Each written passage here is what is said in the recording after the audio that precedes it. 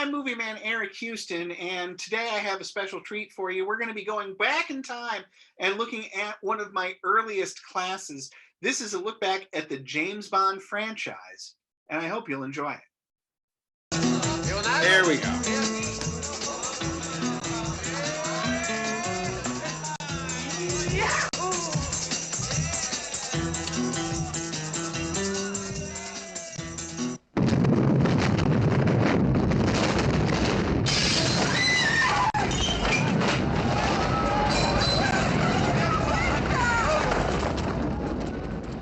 Congratulations. Thank you.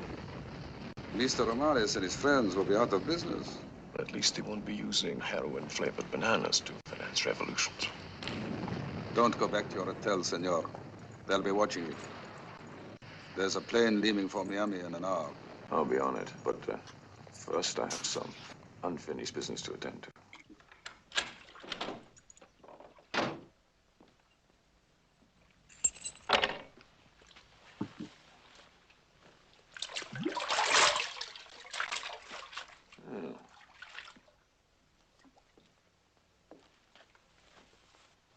Oh, Forgive me. why do you always wear that thing? I have a slight inferiority complex. Where was I? Oh, yes.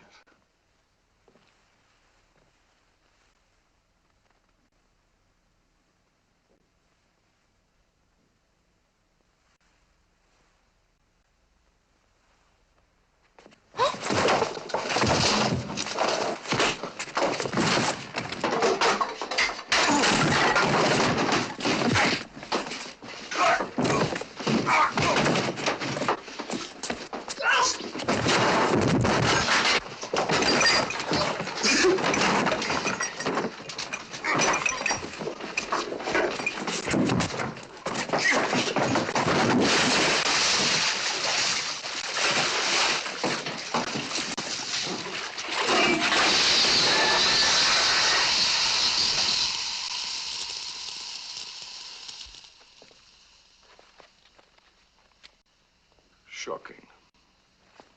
Oh. Positively shocking. James Bond 007 has appeared in 26 features over the course of more than 50 years and has been played by at least 6 different actors.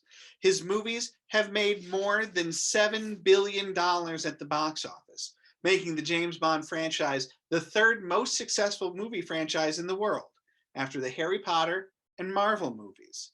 When adjusted for inflation, though, his movies have made $13 billion, making the James Bond franchise, again, adjusted for inflation, the most successful film franchise of all time.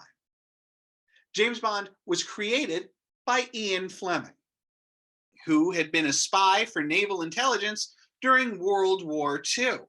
He wrote 12 novels and 2 short stories featuring his fictional super spy. When he was first creating the character, though, Ian Fleming really wanted the character to appear to be somewhat mundane and scoured sources for the most boring name he could find. One day he looked up at his bookshelf and saw this book, Birds of the West Indies, written by a man named James Bond. Fleming reckoned this was about the most boring name he had ever seen, and so he decided to give it to his hero. James Bond first appeared on the screen in 1954 on television in an episode of the anthology series Climax for an adaptation of the first James Bond novel, Casino Royale. In this television episode, Barry Nelson plays James Bond opposite a bad guy played by legendary German actor Peter Lorre. Yes, Mr. Bond, you have almost destroyed me. You've almost succeeded. In fact, my life depends upon finding that chick. So, by the way, does yours. The one-off television show was not particularly successful, but others soon saw the potential to bring James Bond to the big screen. Specifically, Harry Saltzman, pictured at left, and Cubby Albert Broccoli on the right. Cubby Broccoli's family had introduced Broccoli to America, and he was interested in using the vast money at his disposal to begin producing films. He hooked up with Harry Saltzman when he realized that Harry had locked up the rights to the James Bond books, which Broccoli wanted to produce as movies. Together, the two formed a film company called Eon Productions, which still produces the James Bond series to this day. They began reaching out to major motion picture studios looking for someone else to finance and help distribute the films. Most of the studios rejected this idea for a franchise of movies based on the British spy novels as being too British and too sexual, and almost all of them passed. United Artists, however, bit. United Artists was already a studio that was known for taking different kinds of risks and supporting artists and trying to make films outside of the norm. They saw the potential in James Bond just as Broccoli and Saltzman did. They made the decision not to adapt Casino Royale, whose rights were tied up in a number of weird and sort of Byzantine legal issues, but instead to first develop the novel Dr. No into a film in 1962. They picked Dr. No because the plot involved rocket launches, which at the time were really topical to what was going on in the news. With the book and plot selected and the script being written, Saltzman and Broccoli began trying to figure out the other parts of the James Bond series, with one of the most iconic things, of course, being the famous James Bond theme, which was written by this guy, Monty Norman. Now, I'm sure we can all hum the James Bond theme, but if you need a little bit of reminding, it goes something like this.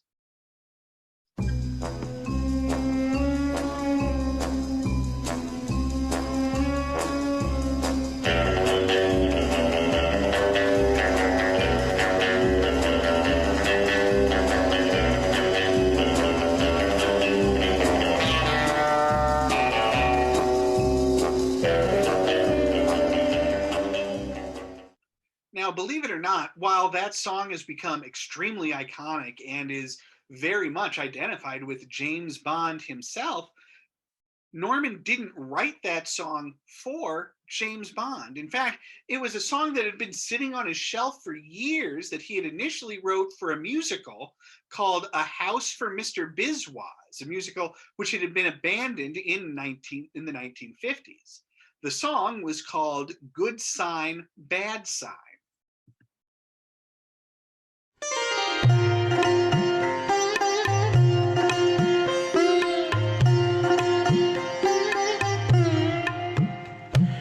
I was born with this unlucky sneeze, and what is worse, I came into the world the wrong way round. Pundits all agree that I'm the reason why my father fell into the village pond and drowned. To adapt the song for Dr. No, Norman sped up the tempo and removed the more Indian-sounding instrumentalization to create the now iconic James Bond theme. To play Bond himself, producers considered a number of actors. Cubby Broccoli wanted Cary Grant to play the role, and Cary was willing to do it. However, when it came time to negotiate the contract, Cary would only agree to appear in a single James Bond movie, and the producers were looking for an actor who would agree up front to appear in 3. For his part, Bond creator Ian Fleming wanted British actor David Niven to play the role. Ultimately, though, the person who would pick James Bond wouldn't be Broccoli or Saltzman or even Ian Fleming. It would instead be Cubby Broccoli's wife, who went to the theater one afternoon and saw this movie, Darby O'Gill and the Little People. In the form and face and dainty grace of a pretty Irish girl. Oh, she is my dear, my darling one, her eyes so sparkling full of fun. No other can match the likes of her. She is my dear, my darling one, my smiling and beguiling one. I love the ground she walks upon, my darling Irish girl. To put things colloquially, Dana Broccoli thought that Sean Connery was hot, and she guaranteed her husband and his partner that women across the country, across the world, would line up to buy tickets to see that man star in a James Bond movie.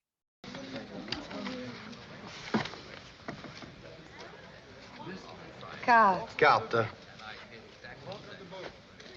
9 à la banque. I need Carte. another 1,000. I admire your courage, Miss... Trench. Sylvia Trench. I admire your luck, Mr. Bond. James Bond. Mr. Bond, I suppose you wouldn't care to, raise the limit? I have no objections. C'est pas possible, madame. C'est illégal, monsieur. No. C'est suivi, monsieur.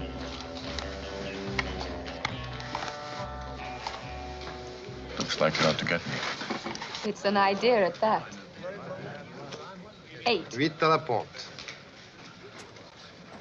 9 à la banque. Excuse me. Thank you. Andre, I must pass the shoe. Jean-Jacques, I hope you'll forgive me, but it's most important. Thank you. Merci, monsieur, pour les employés. Merci, madame. Have those changed, will you?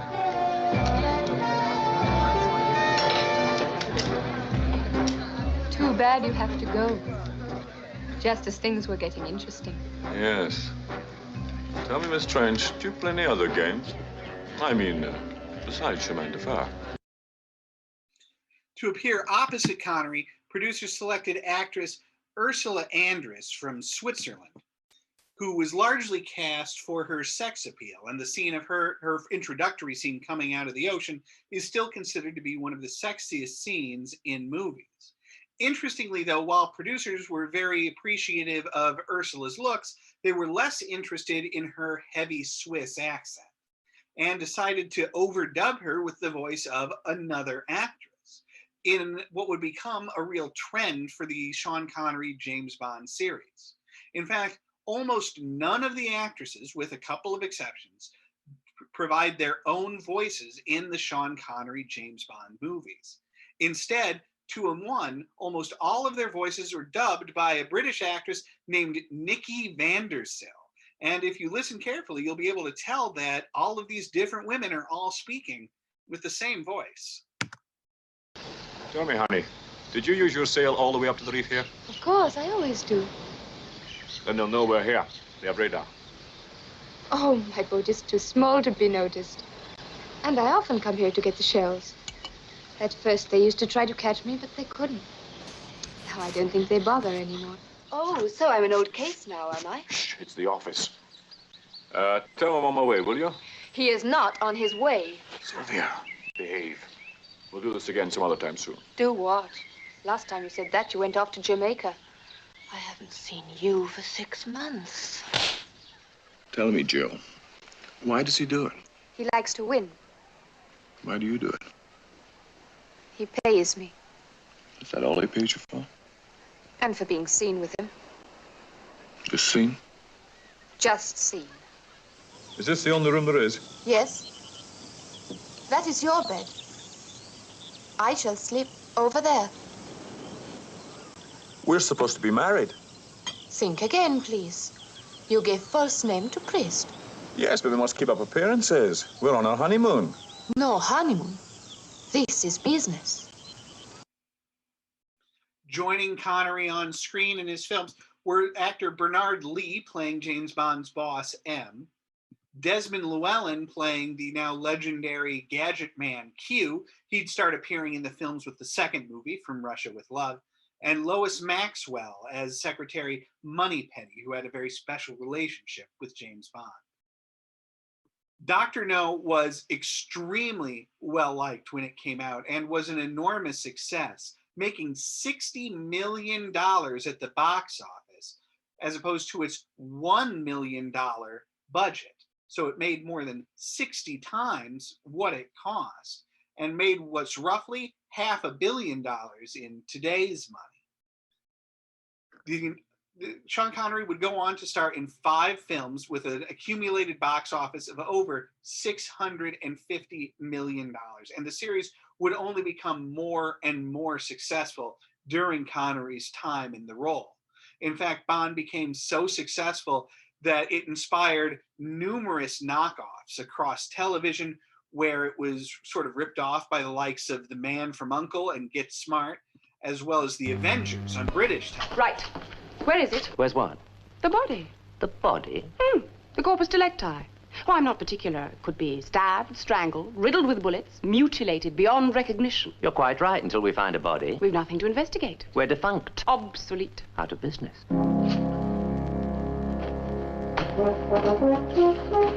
Something's bound to turn up. There's always a body hanging around somewhere. After all, it's only one body we need. I remember discovering 3 in one night. One was in the closet, another one was underneath the bed, and the third one arrived on my breakfast tray. It was a 4-star hotel. Steve, it'll be a crime if we don't find a body. It'll be a crime if we do. Ah, but then I get a chance to exercise my feminine wiles. And while those TV series all bring something new to the idea and are more riffs on the super spy thing than real rip-offs of James Bond, there would be a whole cottage industry of films specifically produced in Italy for American markets that were just blatant rip-offs and cash grabs of the James Bond movies, with titles like 077 or 008, Lightning Bolt instead of Thunderball, and one of my favorites, Operation Kid Brother, which also went under the name 007 and was a movie that actually starred Sean Connery's younger brother. Over time, Connery began to become dissatisfied with playing James Bond for a number of reasons. He had been contracted for 5 movies, and he was tired of the pressure, of the typecasting, and for constantly fighting over his payment with Cubby Broccoli. Connery had signed a contract when he came onto the series, and Broccoli stubbornly refused to pay Connery any more money than what was outlined in that contract, despite how much money the movies were making at the box office. And so after 5 films, Connery retired as Bond, and the search began for the next actor to play Bond. Producers considered Adam West, Timothy Dalton, and Roger Moore, who was a big success on a British television series called The Saint. And in fact, the role was offered to Roger Moore, who did want to take it. However, his current contract to appear on The Saint prohibited him from making the James Bond movies. Instead, Broccoli and Saltzman turned to this actor, Australian model and Fry's chocolate pitchman, George Lazenby.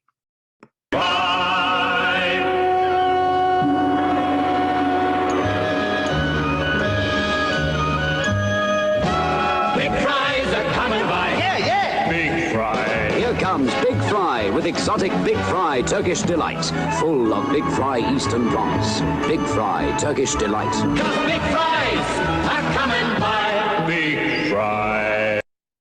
It's not much of an exaggeration to say that commercials like that were pretty much all of George Lazenby's on-camera experience when he got the role of James Bond. So why was he, of all people, picked? Well, it was thought that he looked like Sean Connery, something that Lazenby really worked hard to try to convince people of, including by going to Sean Connery's barber to get Sean Connery's haircut, and by buying a suit from Sean Connery's tailor that Connery had commissioned but never picked up. And so Broccoli and Saltzman hired Lazenby, casting him as James Bond to star in the next Bond picture, which was titled On Her Majesty's Secret Service. Far up. Far out. Far more. Somebody's rearranging a few bodies. And a few bodies are arranging themselves for him. Who else? My name's Bond. James Bond. James Bond is back. On Her Majesty's Secret Service.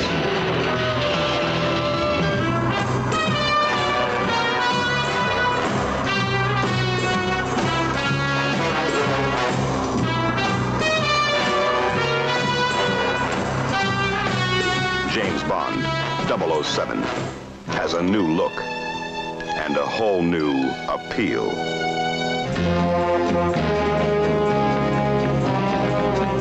Bond has a girl. Her name is Tracy. She's haunting, beautiful, and deadly. Bond has an enemy, Ernst Stavros Blofeld, and a friend, Marc-Ange Draco. But mostly, Bond has a job to do. And it's the biggest 007 adventure of them all. James Bond is definitely back. It's true! And this time, they drop a mountain on him. Take a look at James Bond. Take a good look.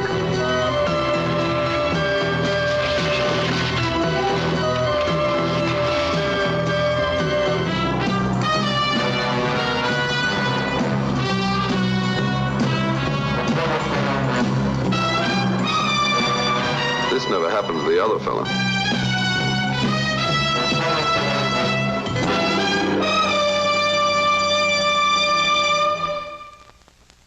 On Her Majesty's Secret Service has a really interesting place in the James Bond series as far as fans and critics are concerned.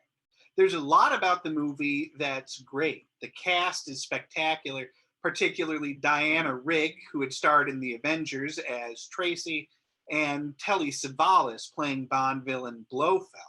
And the plot about James Bond getting married and dealing with complications arising for that is really entertaining. However, at least by my opinion, the whole thing is sort of deflated by Lazenby, who is really out of his element in the role. The movie at the time was critically lambasted, but did fairly well. Not as well as the Connery ones had done, but still pretty well. Well enough that Broccoli and Saltzman wanted Lazenby to return. However, Lazenby decided he didn't want to play James Bond anymore. He had become, during the run-up to the release of On Her Majesty's Secret Service, Lazenby had become very much enmeshed in the counterculture movement, and he decided that James Bond was square and would be obsolete in the 1970s. And so he turned down a lucrative opportunity to continue playing the character. This left producers in a really tight position. They were really leery about recasting James Bond a second time in so short a period. And so they did what they felt was the only thing they could do, which is they went back to Connery and begged him to return for one more movie, which he did. However, what he negotiated for was $1.5 million, more than the budget of Dr. No, to be his fee for the movie, plus 12% of whatever profits the movie, Diamonds Are Forever, would make, most of which he ended up donating to charity. After that movie, though, producers were back to needing to look for a new James Bond once again. And once again, cast a wide net in looking for their star actor, considering Clint Eastwood, Burt Reynolds, Paul Newman, and Robert Redford, before settling once again on Roger Moore. Put down those cards. It is a blasphemy. They tell nothing to those who cannot see. Oh, but they do. That's a bit of luck. Good luck for both of us. The cards say we will be lovers. You're mistaken. It's impossible, forbidden for me. Now you must go. But you do believe. I mean, really believe in the cards. Well, they have never lied to me. Then they won't now.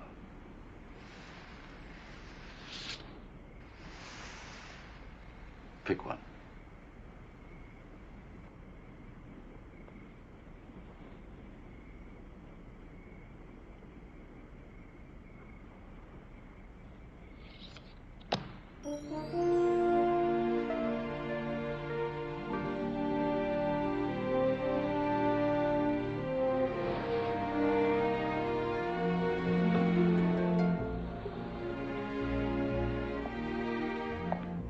knew the answer before it was given.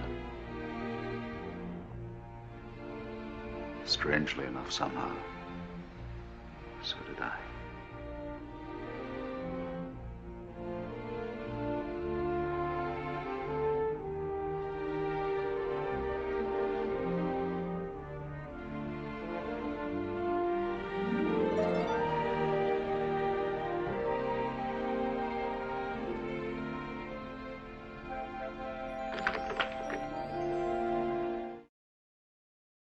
Early on, producers decided to really embrace Roger Moore's screen persona, which he had developed in The Saint, deciding to really emphasize humor and lightheartedness.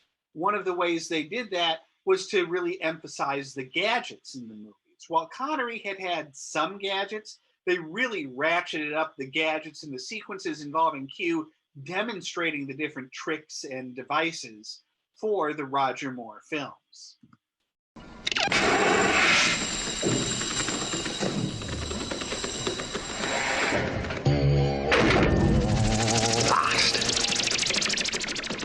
Having problems keeping it up, Q? Experimental model. Hello, Smithers. Commander.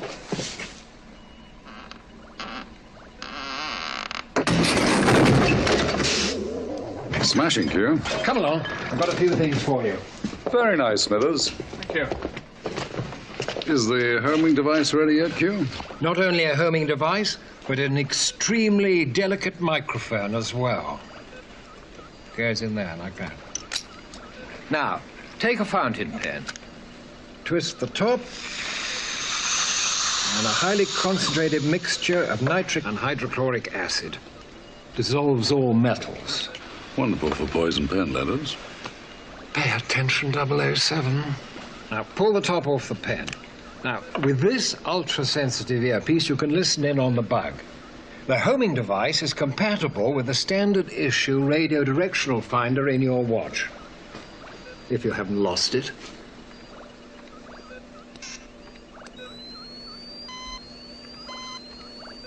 Oh, that's amazing, Q. It does work. What's that? Oh, that's the latest liquid crystal TV. Very handy.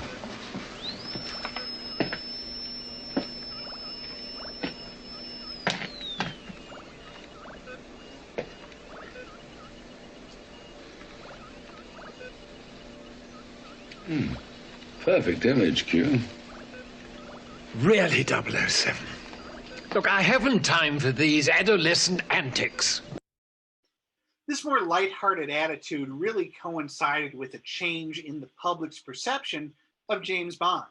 While the Sean Connery series had been seen as largely adult entertainment that was considered, sort of sophisticated and prestigious and very much targeted at an adult audience and showing them things and really pushing boundaries that other movies weren't, once the Roger Moore movies started to come out, Bond became seen as more of family viewing.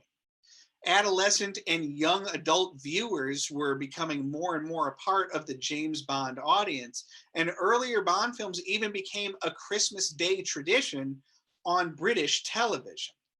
The Roger Moore films do very well, better than On Her Majesty's Secret Service.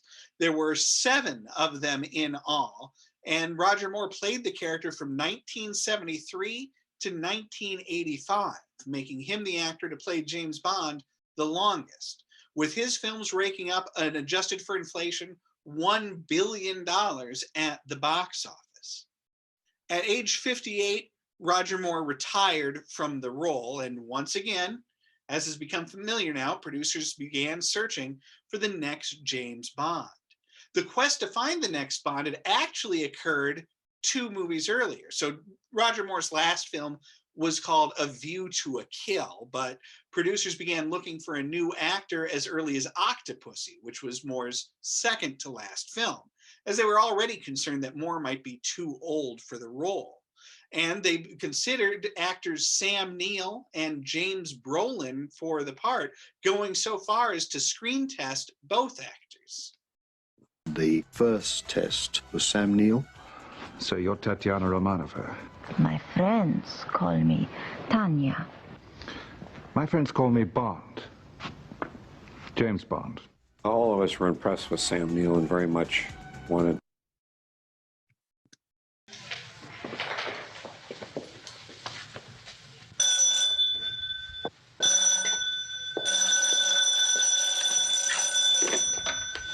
Hello.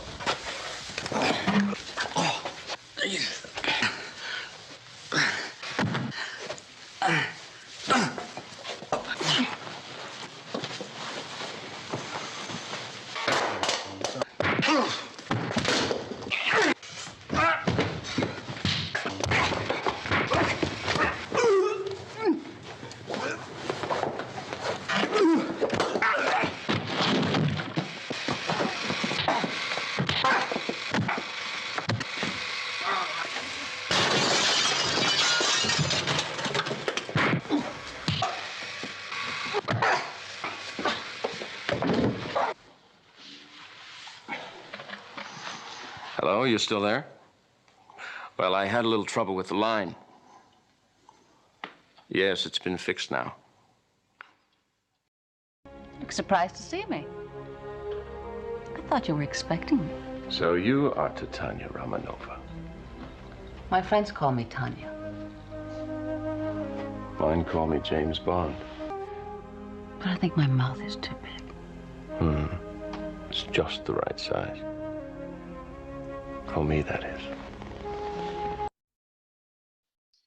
Producers, however, ultimately decided not to go with Brolin, who was American, or Neil, who was born in New Zealand, but instead to pick actor Pierce Brosnan, who had become very popular on a show called Remington Steele.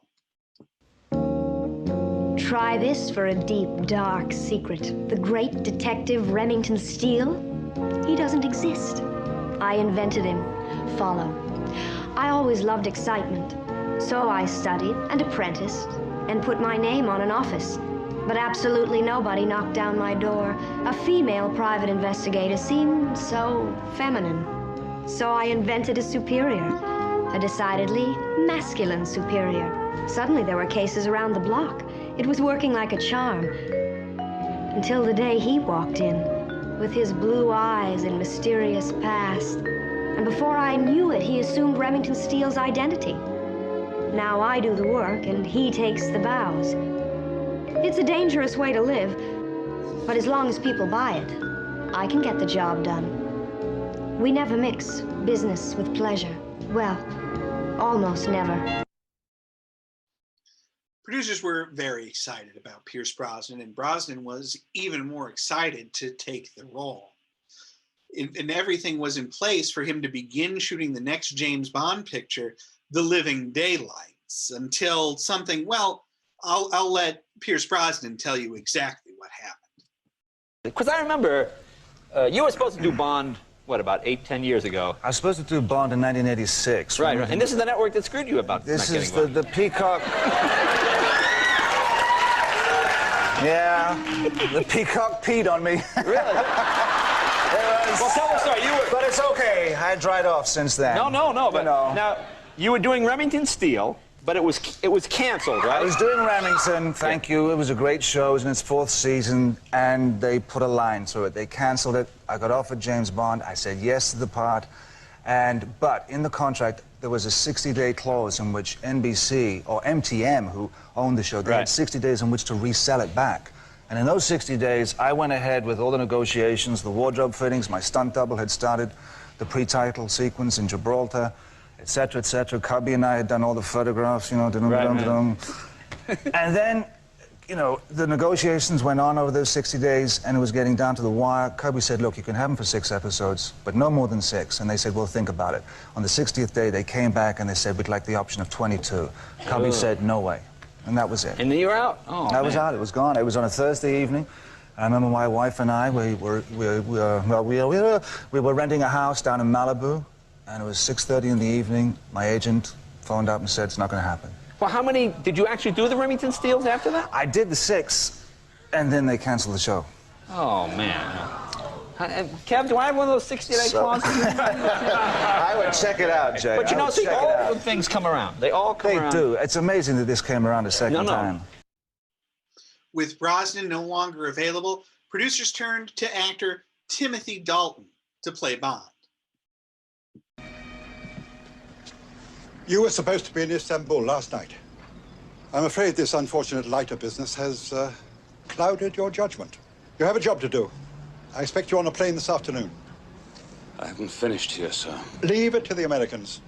It's their mess. Let them clear it up. Sir, they're not going to do anything. I owe it to Leiter. He's put his life on the line for me many times. Oh, spare me this sentimental rubbish. He knew the risks. And his wife? This private vendetta of yours could easily compromise Her Majesty's government. You have an assignment, and I expect you to carry it out objectively and professionally.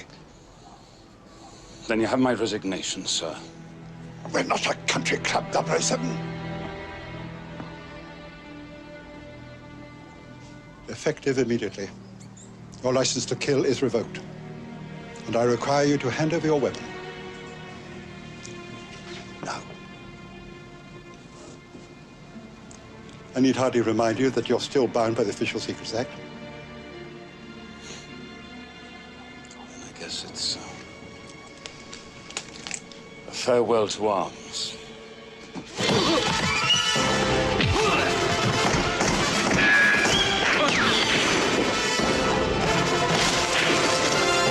Too many people!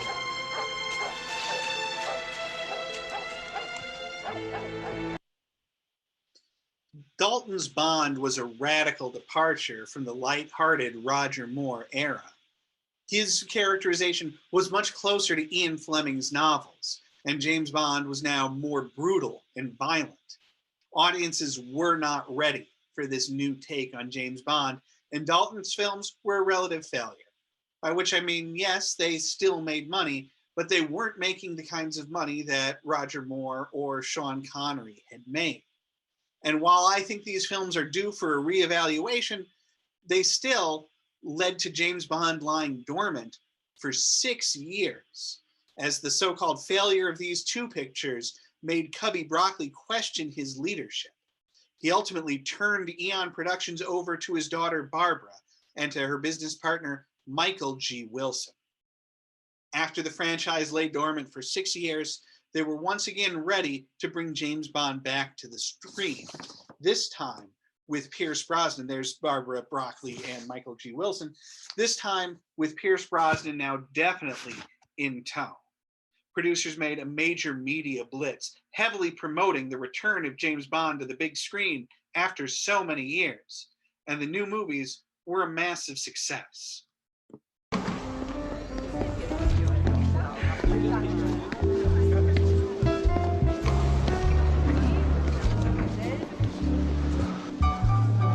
I always wondered how I'd feel if I ever saw you again.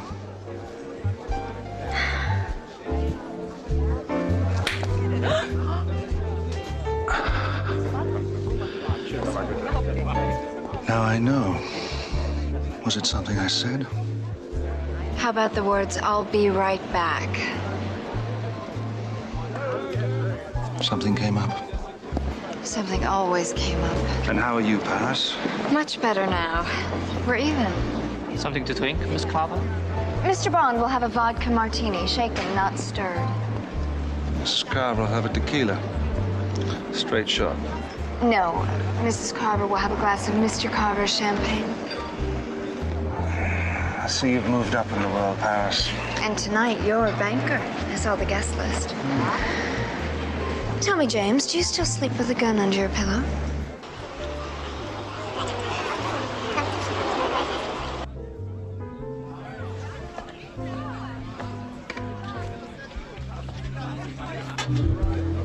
To you. No, to the gun. Joining Pierce Brosnan in these films were a new supporting cast featuring Dame Judi Dench as the new M, and the aptly named Samantha Bond as Ms. Moneypenny. These new James Bond films were really, well, they're what I like to think of as sort of the meta James Bond, as they attempted to synthesize everything that was great about the earlier Bond movies into one package. You know, trying to bring the action and thrills of the Connery era along with the sort of jokiness of the Roger Moore era.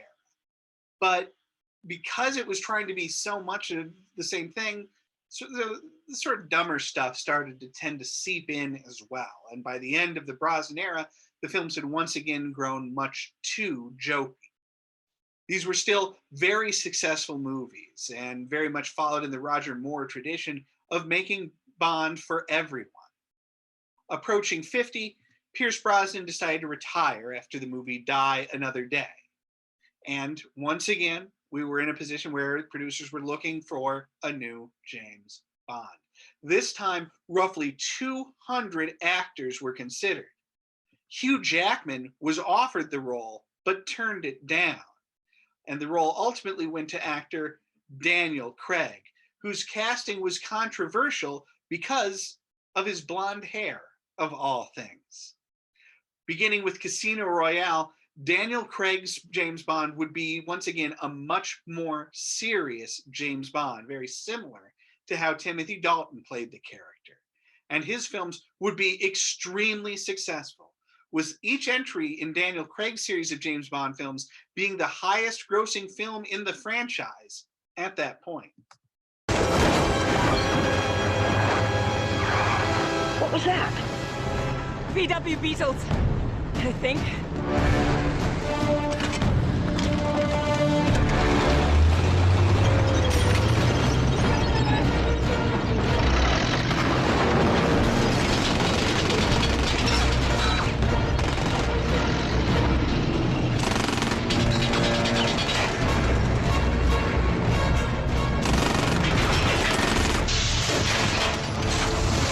Bond, he's uncoupling the cars.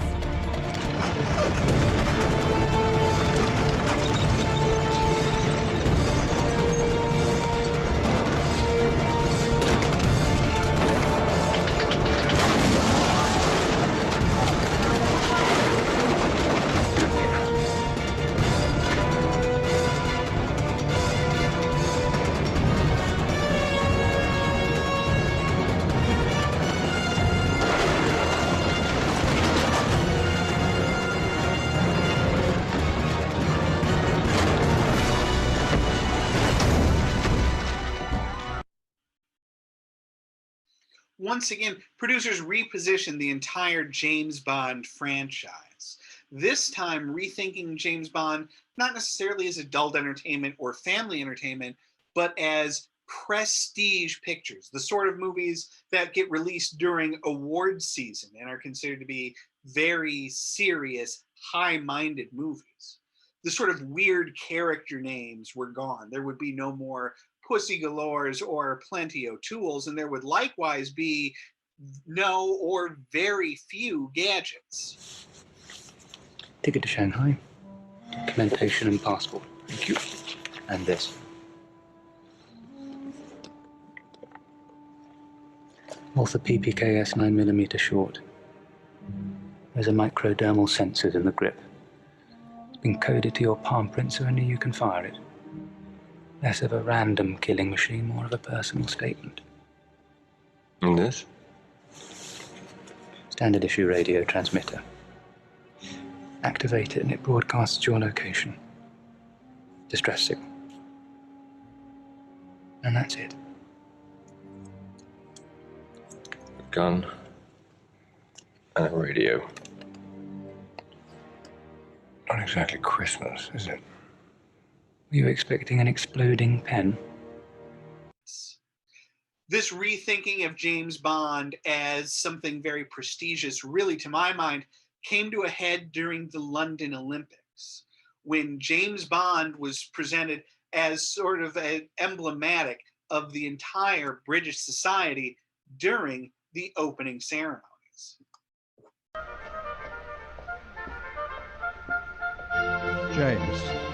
James Bond. Daniel Craig. 007. Evening.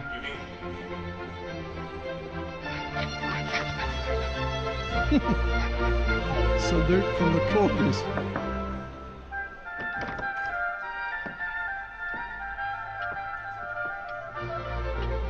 Mr. Bond, Your Majesty.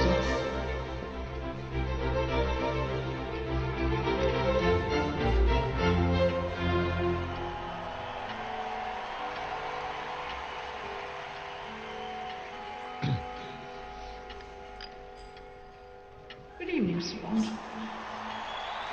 Good evening, Your Majesty.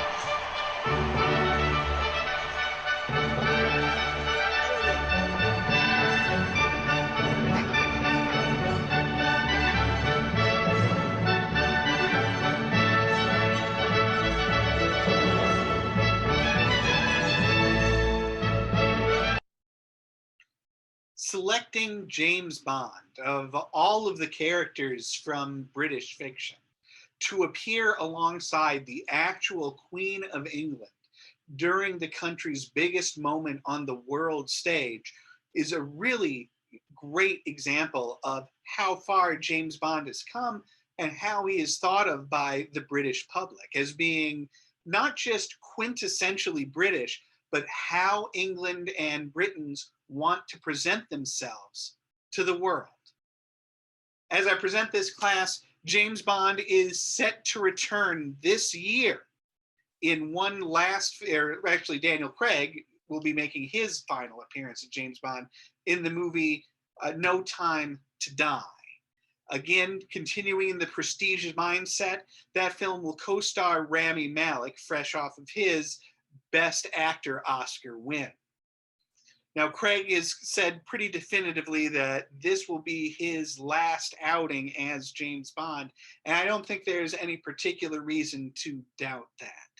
It's hard to say who will be cast as Bond after Craig, but I suspect that when he does get cast, that the Bond films will pivot again.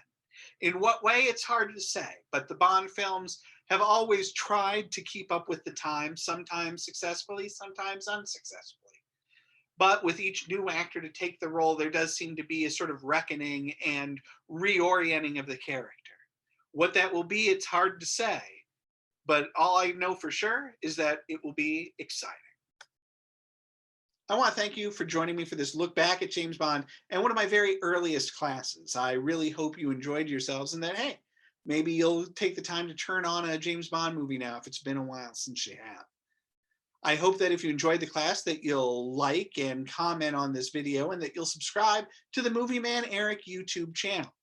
You can also email me directly at eric@northmetrotv.com.